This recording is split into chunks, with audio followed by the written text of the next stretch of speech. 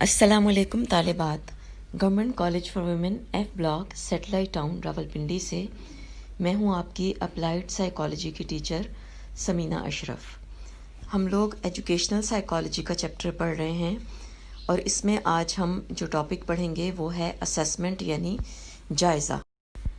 तालीमी माहिर नफ्सियात भी जायज़ा लेता है, यानी वो बच्चों को और नौजवानों को असेस करता है और उसके ख़ास मकासद होते हैं। ये जायज़ा स्कूल के अंदर भी लिया जा सकता है और स्कूल से बाहर किसी मुतल्लिका इदारे या क्लिनिक में भी लिया जा सकता है। तालीमी मैदान में जायज़ा उस वक्त लिया जाता है जब बच्चा इन मैदानों में मसाइल का शिकार हो, मसलन कॉग्निटिव फंक्शनिंग यानी वकूफ़ी सलाहियत, लर्निंग यानी आमोजिश, अटेंशन यानी तवज्जो, बिहेवियर यानी किरदार वग़ैरह। और बच्चे के इन पहलुओं के बारे में जायज़ा लिया जाता है। इंटेलिजेंस यानी जहानत, अचीवमेंट यानी तहसील, एप्टीट्यूड यानी खुसूसी रुझान, अटेंशन एंड कंसंट्रेशन यानी तवज्जो, मेमोरी यानी याददाश्त, इमोशंस और फीलिंग्स यानी जज्बात व हिजानात, और बिहेवियर यानी किरदार। असेसमेंट के जो मेथड्स और टेक्निक्स यानी जो तरीके इस्तेमाल किए जाते हैं वो ये हैं। सबसे पहले आता है इंटरव्यू, जिसमें साइकोलॉजिस्ट बच्चे के साथ या स्टूडेंट के साथ बात करता है, रूबरू मुलाकात करता है, उनसे सवाल जवाब करता है और जो भी मसाइल हों उनके बारे में मालूमात इकट्ठी करता है। बच्चे के अलावा माहिर नफ्सियात बच्चे के पेरेंट्स के साथ भी इंटरव्यू कर सकता है या बच्चे के टीचर और दूसरे लोग जो भी उस मसले के साथ रिलेटेड हों। असेसमेंट का दूसरा तरीका है ऑब्जर्वेशन यानी मुशाहिदा। इसमें एजुकेशनल साइकोलॉजिस्ट स्टूडेंट को ऑब्ज़र्व करेगा, उसका बगौर जायज़ा लेगा, उसका मुशाहिदा करेगा। ये मुशाहिदा वो इंटरव्यू के दौरान भी कर सकता है, उसका टेस्टों वगैरह के दौरान भी कर सकता है। इसके अलावा नेचुरल इन्वायरमेंट में, स्कूल में, प्ले ग्राउंड में, घर में भी वो बच्चे के बिहेवियर का मुशाहिदा कर सकता है। अगला तरीका है केस हिस्ट्री यानी मुताले अहवाल। इस तरीके में स्टूडेंट्स के बारे में मुकम्मल इंफॉर्मेशन हासिल की जाती है, उसकी पास्ट लाइफ, उसके मौजूदा हालात, उसके तमाम मसाइल और इलामात, वो कौन से हालात और वाक़यात थे जिन्होंने इन मसाइल को पैदा किया, मसाइल कब पैदा हुए, बच्चे की इब्तदाई तालीम और तरबियत कैसे हुई, ख़ानदानी बैकग्राउंड क्या है, इकनॉमिकल बैकग्राउंड क्या है, बचपन में सेहत के मसाइल वगैरह क्या थे, परवरिश और तरबियत माँ बाप ने किस तरह से की, माँ बाप के आपस में ताल्लुकात पहले कैसे थे अब कैसे हैं, सेहत के मसाइल, बीमारियाँ वगैरह। इन तमाम बातों के बारे में मालूमात हासिल की जाती है और बच्चे की केस हिस्ट्री यानी मुताले अहवाल तैयार किया जाता है। इसके बाद एजुकेशनल या स्कूल साइकोलॉजिस्ट जायज़े के लिए स्टैंडर्डाइज्ड टेस्ट्स का इस्तेमाल कर सकता है। स्टैंडर्डाइज्ड टेस्ट्स वो होते हैं जो नफ्सियात के मुख्तलिफ पहलुओं को जांचने के लिए माहिरीन नफ्सियात ने जिनको डेवलप किया हुआ होता है और इनको इस्तेमाल करने का और इनकी तशरीह यानी इंटरप्रिटेशन करने का और इनकी स्कोरिंग करने का तरीका एग्जैक्टली सेम होता है, यानी स्टैंडर्डाइज्ड होता है। जब किसी बच्चे को स्टैंडर्डाइज्ड टेस्टों के ज़रिए परखा जाता है तो उसका एक फ़ायदा ये होता है कि उस बच्चे को अपनी ही उम्र के दूसरे बच्चों के साथ कंपैरिजन किया जा सकता है।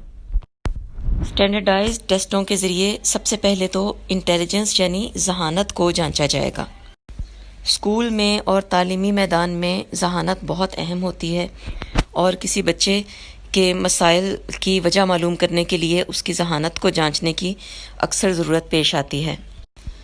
तो तालिब इल्म की जहानत को नापने के लिए जो टेस्ट इस्तेमाल किए जा सकते हैं वो हैं विस्क यानी Wechsler intelligence scale for children, WPPSI Wechsler primary and preschool scale for intelligence, KABC Stanford Binet. इसके अलावा ड्रॉ अ मैन टेस्ट भी इस्तेमाल किया जा सकता है। इसके बाद अगली चीज़ जो कि तालीम के मैदान में जिसकी जांच करना बहुत अहम होता है वो है एप्टीट्यूड यानी खुसूसी रुझान। اور یہ تو آپ جانتی ہیں کہ اگر اسٹوڈنٹ اپنے خصوصی رجحان کے خلاف کوئی مضامین اختیار کر لے یا کوئی ایسا کورس یا ایریا لے لے جو اس کے انٹرسٹ اور اس کی صلاحیت کے مطابق نہ ہو، تو اس میں وہ اچھی طرح سے پرفارم نہیں کر پائے گا اور وہ ذہنی طور پر مطمئن بھی نہیں ہوگا، اور اس کی وجہ سے مسائل پیدا ہوں گے۔ بچے کے اندر شوق اور موٹیویشن کا خاتمہ ہو جائے گا، وہ چڑچڑا اور ڈپریس بھی ہو سکتا ہے۔ تو ایسی صورت میں ماہر نفسیات یہ محسوس کرتا ہے کہ بچے کا خصوصی رجحان معیر کرنا بہت ضروری ہے۔ خصوصی رجحان کو معیر کرنے کے لیے بہت سے ٹیسٹ استعمال کیے جا سکتے ہیں، خاص طور پر DAT اور GAT بھی اس کے لیے بہت مناسب ٹیسٹ ہیں۔ اس کے بعد ہیں بچے کی پرسنالٹی اور ایموشنل ایسپیکٹس، اس کی شخصیت، اس کے جذبات، اس کے ہیجانات وغیرہ کو جانچنا بھی بہت ضروری ہوتا ہے۔ TAT یعنی تھیمیٹک اپرسیپشن ٹیسٹ ایک ایسا ٹیسٹ ہے جس میں کارڈز کے اوپر پکچرز بنی ہوئی ہوتی ہیں، جس کے اوپر بچے نے ایک سٹوری کو بیان کرنا ہوتا ہے۔ اس سے بچے کی جو مین اس کی جو نیڈز ہیں، اس کی جو سوشل نیڈز ہیں، اس کے ایموشن یعنی اس کے جذبات، اس کے ایٹیچیوڈز اور اس کے کانفلکٹس یعنی کشمکشوں کا اندازہ ہو جاتا ہے۔ MAPI یعنی ملن ایڈولسنٹ پرسنالٹی انوینٹری، یہ بھی ایک اسٹینڈرڈائز ٹیسٹ ہے جو کہ نوجوانوں کی پرسنالٹی کریکٹرسٹکس کو معیر کرنے کے لیے بنایا گیا ہے۔ چلڈرنز ڈپریشن انوینٹری، یہ ایک ایسا ٹیسٹ ہے جو کہ بچوں کے اندر ڈپریشن کو معیر کرتا ہے۔ اس کے علاوہ اسٹینڈرڈائزڈ کویسچنیئرز یعنی سوال نامے بھی ہوتے ہیں جن کے ذریعے مختلف ایریاز کو ناپا جا سکتا ہے۔ کویسچنیئرز کی خاص بات یہ ہوتی ہے کہ یہ بچے نے فل نہیں کرنے ہوتے، بلکہ یہ پیرنٹس اور ٹیچرز نے ان کا جواب دینا ہوتا ہے۔ مثلا چائلڈ بیہیویئر چیک لسٹ، یہ ایک ایسا کویسچنیئر ہوتا ہے جو پیرنٹس یا اس کے ٹیچرز بچے کو پہلے آبزرو کرتے ہیں اور اس کے مختلف بیہیویئرز کے بارے میں اس کویسچنیئر کو پڑھنے کے بعد جواب دیتے ہیں۔ اسیسمنٹ کے ان تمام طریقوں کو استعمال کرنے کے ساتھ ساتھ ایجوکیشنل سائیکالوجسٹ اسکول کے ریکارڈ سے بھی مدد لیتا ہے اور وہاں سے جتنی بھی انفارمیشن ہو سکتی ہے اس کو اکٹھا کرتا ہے۔ یہ تمام انفارمیشن حاصل کرنے کے بعد ایجوکیشنل یا اسکول سائیکالوجسٹ ایک رپورٹ لکھتا ہے جس کو کہ متعلقہ استاد یا ہیڈ ماسٹر یا ہیڈ مسٹریس پڑھ سکتی ہیں، اور جس میں جو کہ پیرنٹس کو بھی دکھائی جا سکتی ہے۔ اس کو ایک میٹنگ یا کانفرنس کے دوران اس رپورٹ کو ڈسکس کیا جاتا ہے جس میں تمام متعلقہ لوگ اور ایجوکیشنل سائیکالوجسٹ مل کر بیٹھتے ہیں، مسائل کو ڈسکس کیا جاتا ہے، ان کی وجوہات کو ڈسکس کیا جاتا ہے، اور اسیسمنٹ کے دوران جو باتیں پتہ چلی ہیں ایجوکیشنل سائیکالوجسٹ وہ تمام باتیں بتاتا ہے اور پھر اپنی تجاویز دیتا ہے کہ مسائل کو کس طرح سے حل کیا جائے، اور اس کے ساتھ ساتھ اساتذہ اور انتظامیہ کے لوگ بھی اپنی تجاویز دیتے ہیں، اور پھر اس کے بعد یہ فیصلہ کیا جاتا ہے کہ بچے کے مسائل کو حل کرنے کے لیے کیا اقدامات اٹھائے جائیں۔ تو طالبات، یہ تھا ایجوکیشنل سائیکالوجی میں جائزہ یا اسیسمنٹ۔